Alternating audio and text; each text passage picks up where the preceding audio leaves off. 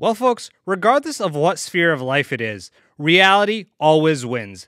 Maybe not in the short term, but there's only so far one can go avoiding the truth before it catches up with you. And it seems that's what's been happening with the disastrous train wreck known as the first 2024 presidential debate. And one area I want to focus on is when they were sparring over immigration. Because firstly, he loses his train of thought while talking about something serious. Look, there's so many young women who have been, including a young woman who just was murdered, and he went to the funeral. And the idea that she was murdered by an immigrant coming in, they talk about that. But here's the deal: there's a lot of young women who are being raped by their in-laws, by their spouses, brothers and sisters, it's just ridiculous, and they can do nothing about it. And they try to arrest them when they cross state lines. Thank you. Which, if you haven't been keeping up with the news, Jocelyn Nungare, a 12-year-old girl from Houston, was found dead on June 17th, and the suspected killers were roommates 22-year-old Johan Jose Martinez Rangel and 26-year-old Franklin Pena, who were illegal immigrants, and they lured her under a bridge, stripped her and assaulted her for 2 hours before dumping her in the bayou. Which is a horror that should have never happened, and the broken border policy is 100% to blame. These things happen far too often, and in many cases the criminals have had a history of being arrested, yet every time get released. And for Biden to briefly gloss over it, and then switch to, well, here's the thing, all these girls are being raped by their uncles and their in-laws and their spouses, we can't do anything about it, which is a terrible impression. Hopefully you don't clip that out of context. But in all seriousness, though, not only does it show that he doesn't have the mental focus to carry on as president for another 4 years, but it also inadvertently shows that he doesn't really care for these cases. Whereas Trump supposedly called up Jocelyn's mother before the debate, which was corroborated by a close friend of Jocelyn, who said that she witnessed the call, saying that Trump expressed there was no one else he would have rather spoken to before the debate than her. He offered his condolences and assured her that he would contact her again in the future. And this gave Trump an opportunity to call that out. There have been many young women murdered by the same people he allows to come across our border. We have a border that's the most dangerous place anywhere in the world, considered the most dangerous place anywhere in the world. And he opened it up, and these killers are coming into our country, and they are raping and killing women. And it's a terrible thing. Yet President Damon Shaw had the audacity to say that people are happy with the way he's running things. Why should voters trust you to solve this crisis? Because we worked very hard to get a bipartisan agreement that not only changed all of that, it made sure that we are in a situation where you had no circumstance where they could come across the border with the number of border police there are now. We significantly increased the number of asylum officers. By the way, the Border Patrol endorsed my position. To which Border Patrol made a statement on X saying that they have never and never will endorse Biden, saying that in reality, Republicans have actually funded more agents in recent appropriation bills in spite of Biden, not because of him. But despite his mess-ups, his wife, as well as his sycophants, decided to still baby him. Joe,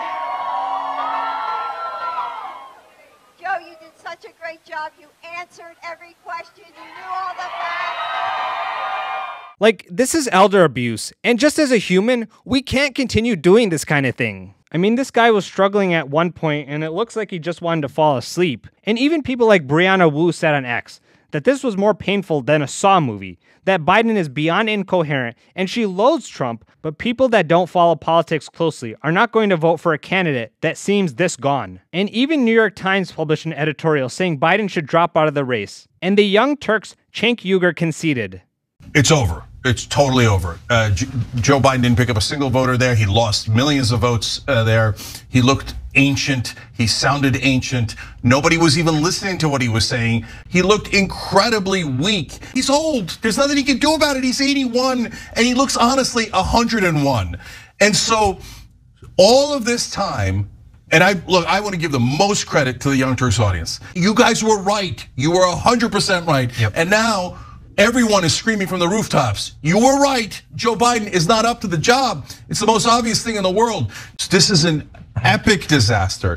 This thing is over. He looks like he's barely surviving. There's no person that has a single brain cell left in their head who thinks that Joe Biden is the best candidate to take on Donald Trump. You would have to be even crazier than Donald Trump to think that. This thing is over, it's a guaranteed loss. You're telling me this is the most important election of our lifetimes? You're telling me that democracy's on the line? And you're gonna put on a guy who can't even talk, who can't even sit there and look normal. This thing's a bloodbath. He's gonna get annihilated. Then you have MSNBC's Joe Scarborough, who in March had this to say. He's cogent. But I undersold him when I said he was cogent. He's far beyond cogent. In fact, I think he's better than he's ever been. Intellectually, analytically, and I don't really, you know what, I don't really care. Start your tape right now, because I'm about to tell you the truth. And F you if you can't handle the truth. This version of Biden, intellectually, analytically, is the best Biden ever. Not a close second, and I've known him for years. Now compare that to after the debate. Well, I think I should start by saying, without any apologies, that I love Joe Biden and Jill, and I will gladly debate anybody, anytime, any place, anywhere over the issue of whether Joe Biden has been the most effective president. If, however, you believe, as do I, and as do so many people who watch this program and who fear just how dark of a place a second Donald Trump term will take America, then I think it's critical that we ask the same questions about this man I love, respect, and whose public service in saving this country from Donald Trump over the last 3.5 years I honor and always will. I think we have to ask the same questions of him that we have asked of Donald Trump since 2016, and that is, if he were CEO and he turned in a performance like that, would any corporation in America, any Fortune 500 corporation in America, keep him on as CEO? In 2024, failure is not an option. So who I love, who I respect, who I revere for their work and their duty to service over their lifetime really is not relevant. It's not relevant for any of us. It's not relevant for Democratic leaders. It's not relevant for anyone. The question is, we know Joe Biden can govern. Mm-hmm. And again, I'll debate that issue with anyone and I will win. I will destroy anybody that wants to debate Joe Biden's record over the past 3.5 years. But can he run for president in 2024?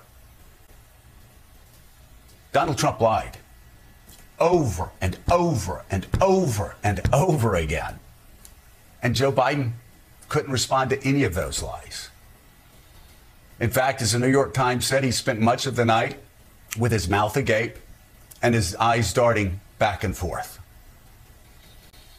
He couldn't fact check anything Donald Trump said. And not only that, he missed one layup after another after another. He darted wildly to the issue of immigration. And on immigration, as I said yesterday morning, any Democrat that can't turn to their Republican opponent and blast them for killing the strongest, toughest border bill in the history of America, drafted by a right-wing senator from Oklahoma, may not be up to the job. And think what surprised me and what surprised a lot of people very close to Joe Biden is the fact that this man always rises to the occasion. And last night was sadly for him, and I believe for Democrats in this country, and again, if you believe what's at stake at this election is what we believe is at stake, I'll even use the word tragically.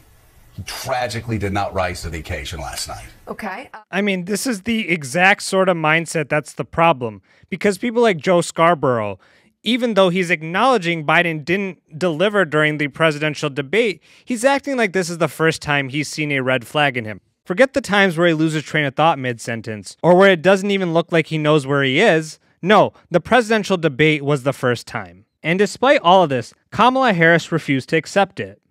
Some within your own party are wondering if President Biden should even step aside. What do you say to that? What we saw tonight is the president making a very clear contrast with Donald Trump on all of the issues that matter to the American people.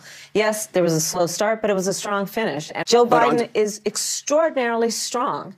Democratic lawmakers watching the debate were worried about the president's performance. One said it was a disaster. Another called it a train wreck. Those are Democrats especially worried that Biden did not punch back on Trump's lies. And instead deflected. Listen, people can debate on style points, but ultimately this election and who is the president of the United States has to be about substance. And the contrast is clear. Look at what happened during the course of the debate.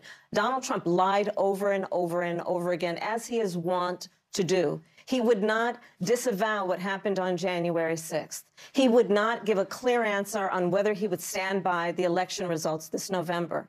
He went back and forth about where he stands on one of the most critical issues of freedom in America, which is the right of a woman to make decisions about their own body. He has been completely ambiguous and all over the place about where he stands on that issue, despite the fact that he hand-selected 3 members of the United States Supreme Court with the intention that they would undo the protections of Roe v. Wade, and that's exactly what they did. But the president of the United States was not able to make that case.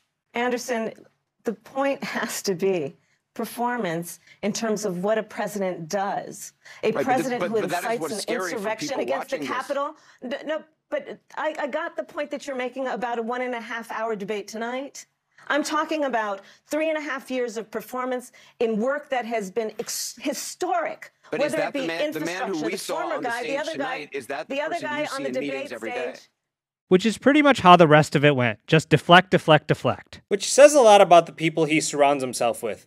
When his VP, let alone his own wife, don't have his best interest at heart. Instead, they treat him like a simpleton. But now the sycophants, who stood by idly, are reaping the consequences of denying reality for so long. And when you deny it vehemently, and then get hit with the harsh truth, it is a tough pill to swallow.